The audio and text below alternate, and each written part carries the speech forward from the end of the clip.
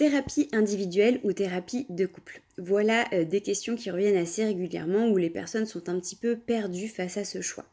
Pour vous aider, déjà, il y a plusieurs questions que vous pouvez vous poser.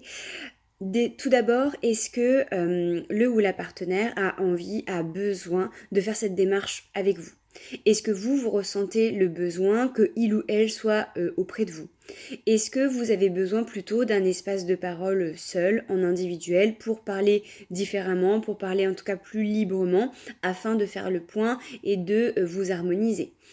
Est-ce que les difficultés que vous rencontrez actuellement sont assez récentes ou est-ce qu'elles perdurent ou est-ce qu'elles existaient avant de rencontrer votre partenaire actuellement?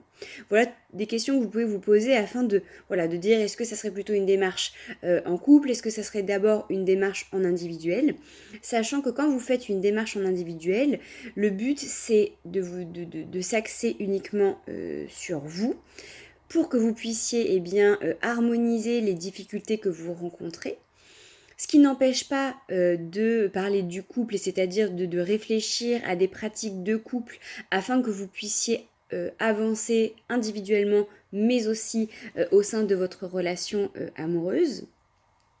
Ce qui n'empêche pas aussi que le ou la partenaire peut se joindre à un rendez-vous pour que vous puissiez discuter différemment ensemble, même si moi je préconise quand même, par exemple si vous venez en individuel et que votre partenaire se joint à nous lors d'une séance et que fort de cette expérience, il ou elle a envie, ou vous avez envie, vous le couple, d'entamer une démarche en thérapie de couple. Ce que je préconise, c'est que s'il y a une démarche de thérapie de couple après les séances en individuel que vous avez pu expérimenter, je vous préconise d'aller plutôt voir un confrère ou une consoeur.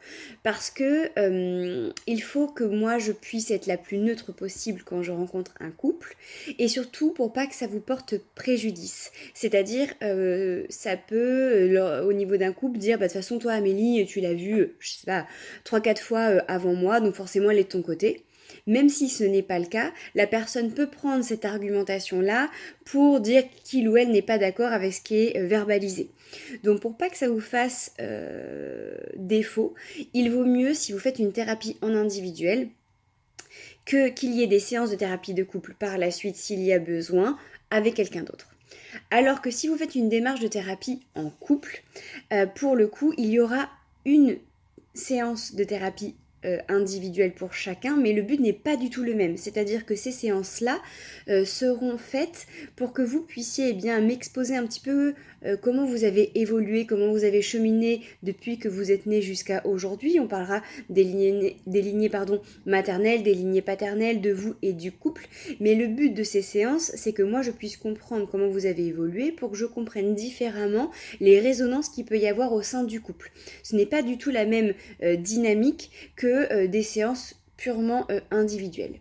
Si jamais vous avez d'autres questions, n'hésitez pas à m'envoyer un mail ou à me contacter afin que je puisse essayer de répondre à vos autres questions.